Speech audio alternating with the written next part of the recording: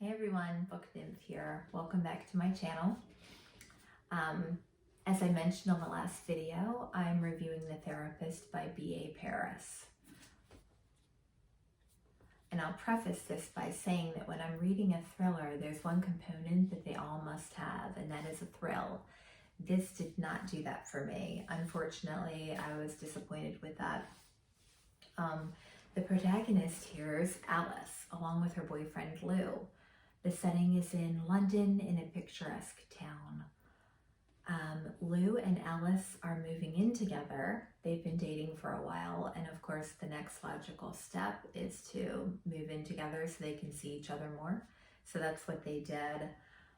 Lou buys a house in this community that they refer to as the Circle, which is exactly what you're thinking. It is a literal circle where the houses are all beside each other, and in the center of the homes is a courtyard where they have benches and kids play equipment and no privacy. I feel like all of your neighbors will know exactly what you're doing, and they had a lot of scenes where the neighbors were looking out their windows at each other, and they would like catch glimpses of people in their windows, and they would just wave like it was normal and natural.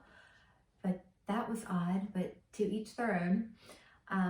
The Circle was actually described as a well sought after haven for the privileged. So anyway, Lou gets a really great deal on the last vacant home in the Circle. So that sounds really great, but of course I'm thinking there's got to be something wrong with this house. So I think there is.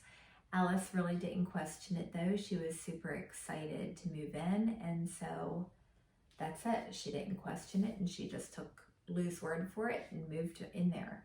So she was so beyond excited to make friends in her new neighborhood, of course, and she felt a little bit of pushback from one of them.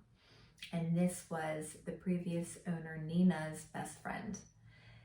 And she didn't know this when she moved in, but Nina had been viciously murdered in that house. And the suspect was her husband, Nina's husband. However, there was no justice for Nina because her husband committed suicide soon after the murder. And everyone couldn't believe that he did it, but at the same time, it seemed like the logical thing. He killed himself, and so he must have. So basically, when Alice learned of this murder and some supernatural occurrences had been happening in her house, she takes on the role of lead investigator, and she wants to find out exactly what happened. And I don't want to spoil this for you, so I will just start giving you my opinion now that I've kind of give you the synopsis of the story. I picked this book out because I had previously read Behind Closed Doors by this author, and it was a really exciting read. I loved it. I recommended it to many people, and I think that I just had my expectations a bit high. Although, you know, some authors that I read, a lot of their books don't disappoint me. Stephen King is one of them. Very rarely am I disappointed in one of his. But I think I'm probably going to move on from this author now. And it reminds me of when I was in my 20s.